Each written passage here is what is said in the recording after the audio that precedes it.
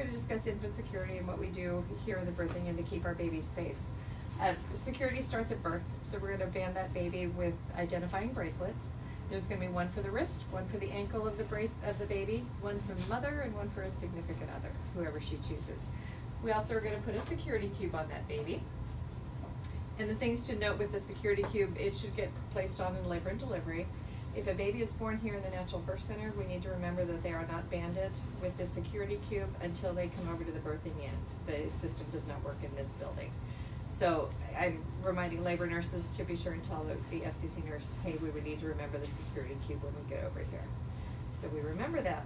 To put these on, they thread in. When I'm actually placing it on a baby, if I'm ready to do it immediately, I thread both sides together. I find that easiest. Lots of nurses do just one. You could do either way as you're placing the cube on. You just don't want to do it too far in advance because it can auto-enroll for the baby. So you place it around the baby's ankle. You're going to pull it snugly. You want it tight enough that you can move it if you need to, but it's not going to spin on its own.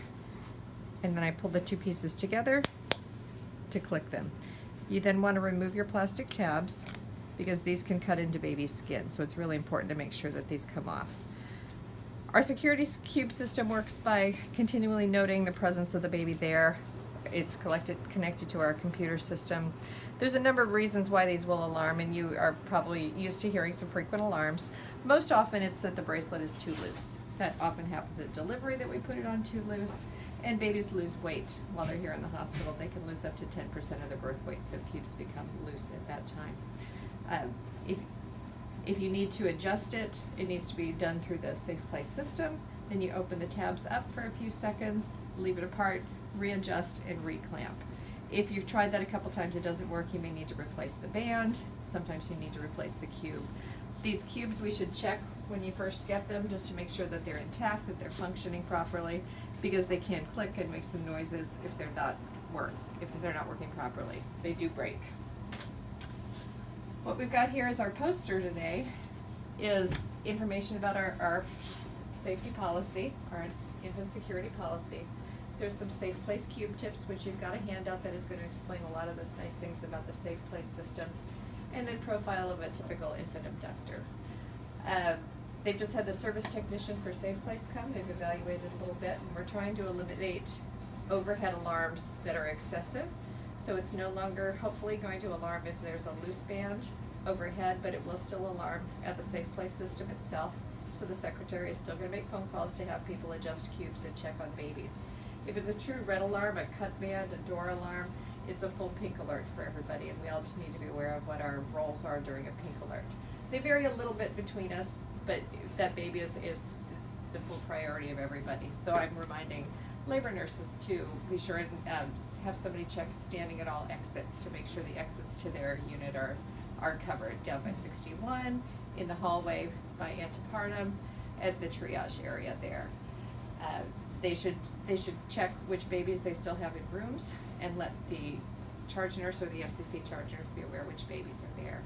For nurses in the NICU and the nursery, someone has to always remain with the babies, but we want to also know which babies are there and communicate that to the charge nurse. FCC nurses then should spread, as well as any other available nurses, and count babies room to room. One thing to remember with checking babies if they're in event of an alarm system is the other alarm we got worried about is a fire alarm. If a fire alarm is going off, even if it's not a direct fire that we're concerned about, the exits will open. We need to have the ability to leave the building if there were an emergency, but we want to make sure no one's using that as a way to escape with a baby. So watch people leaving our facility with bags, large bags. You always have the right to ask to stop and inspect. If you see somebody with a bag, your safety is important. Note what they're wearing, but it's okay to stop and ask them, at least to make them aware that you're watching them and concerned with them. So it's a job of everyone to watch what we're doing. We will be doing some mock drills, so we need to be aware of that. Typical infant abductors are generally a woman of childbearing age, generally a little bit overweight. They're usually in a relationship. They're not single and unmarried. They either have a boyfriend or they're married. They're trying to keep that relationship together, and usually producing a baby is what they think will kind of do that for them.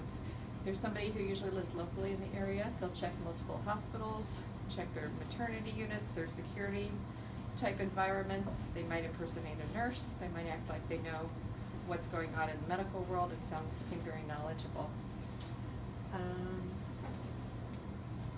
That's about it. We'll have the test that I can go through with you, test answers, see if you have any further questions.